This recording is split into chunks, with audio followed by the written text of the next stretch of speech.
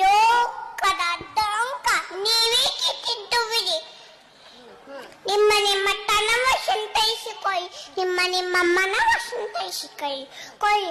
ನಯಮನೆಯ ದುಃಖಕ್ಕೆ ಅಯುವಗಳ ಮೆಚ್ಚಕೋದೆಯ ಸಂಗಮ ದೇವ ಹೆದವಳು ಬಸವಣ್ಣ.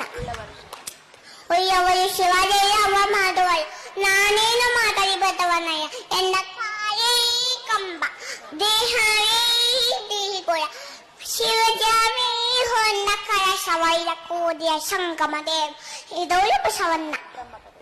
ಬ್ರಹ್ಮ ಪದವಿಯ ನೋಯ್ಯೆ, ವಿಷ್ಣು ಪದವಿಯ ನೋಯ್ಯೆ, ರುದ್ರ ಪದವಿಯ ನೋಯ್ಯೆ, ಮತ್ತಾವ ಪದವಿಯ ನೋಯ್ಯೆ.